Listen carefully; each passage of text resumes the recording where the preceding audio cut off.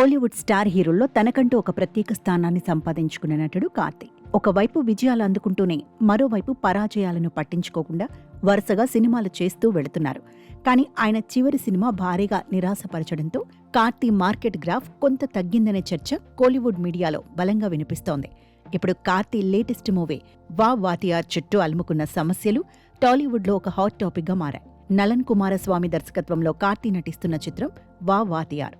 ఈ సినిమాలో కార్తీ సరసన ఉప్పెన ఫేమ్ కృతి శెట్టి హీరోయిన్గా నటిస్తోంది. తెలుగులో వరుస పరాజయాలతో ఉన్న కృతి శెట్టికి ఈ సినిమాపైనే తన ఆశలన్నీ పెట్టుకుంది. ఈ చిత్రం నుంచి ఇప్పటికే విడుదలైన పాటలు, పోస్టర్స్ ప్రేక్షకులను బాగా ఆకట్టుకున్నాయి.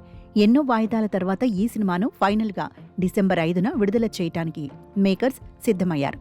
కానీ ఇక్కడే అసలు సమస్య మొదలైంది.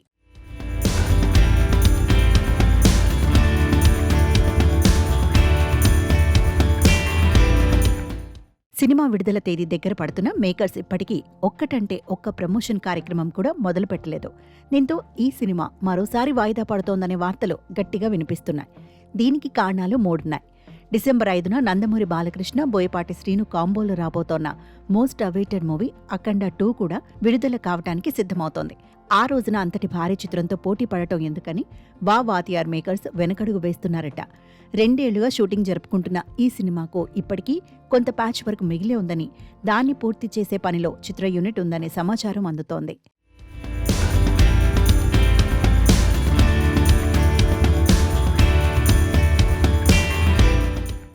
కార్తీ అంతకుముందు నటించిన కొన్ని సినిమాలు భారీ ఫ్లాపులు కావడంతో ఇప్పుడు వా వాతియార్ సినిమా డిజిటల్ రైట్స్ కొనుగోలు చేయడానికే ఓటీటీ ప్లాట్ఫామ్స్ పెద్దగా ఆసక్తి చూపటం లేదట. కార్తీకి ఇంతకుముందు వచ్చిన ఫ్లాప్ల ప్రభావం ఈ కొత్త సినిమా బిజినెస్ పైన పడుతోందని తెలుస్తోంది.